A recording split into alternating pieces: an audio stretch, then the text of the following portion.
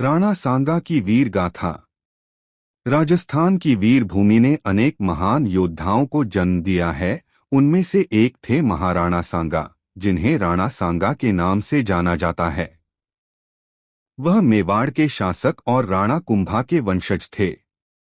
राणा सांगा न केवल अपने अद्वितीय शौर्य के लिए प्रसिद्ध थे, बल्कि उन्होंने भारत को विदेशी आक्रमणकारियों से बचाने के लिए कई निर्णायक युद्ध भी लड़े।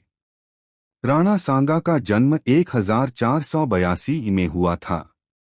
बचपन से ही उनमें वीरता और नेतृत्व की झलक थी। उन्होंने युवावस्था में ही अपने शौर्य का प्रदर्शन करते हुए कई युद्धों में भाग लिया। राणा सांगा के शरीर पर 80 से अधिक घाव थे, एक आंख और एक हाथ भी युद्ध में गंवा चुके थे, फिर भी वे मैदाने जंग में डटे रहे। राणा सांगा का सबसे प्रसिद्ध युद्ध था खानवा का युद्ध 1527 जो उन्होंने बाबर के विरुद्ध लड़ा था।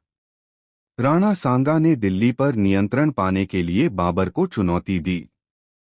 उनके नेतृत्व में एक शक्तिशाली राजपूत महासंघ बना, जिसमें मालवा, मेवाड़, मारवाड़ और अन्य राज्यों के राजा शामिल थे। इस युद्ध में राणा सांगा की सेना ने अद्भुत वीरता दिखाई, परंतु बाबर की तोपों और रणनीति के सामने राजपूत सेना कमजोर पड़ गई। राणा सांगा घायल हुए, लेकिन अंतिम सांस तक लड़े।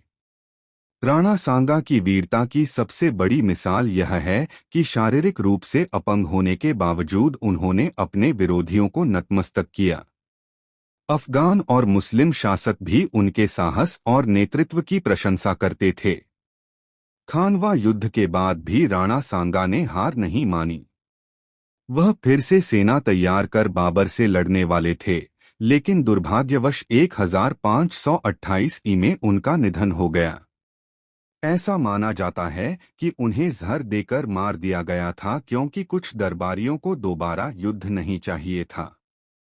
राणा सांगा न केवल एक महान योद्धा थे, बल्कि राजपूती शान, बलिदान और स्वाभिमान के प्रतीक थे। उन्होंने अपनी मातृभूमि के लिए जान कुर्बान कर दी, और आज भी उनका नाम इतिहास के पन्नों में वीरता की मिसाल के रूप में अमर है।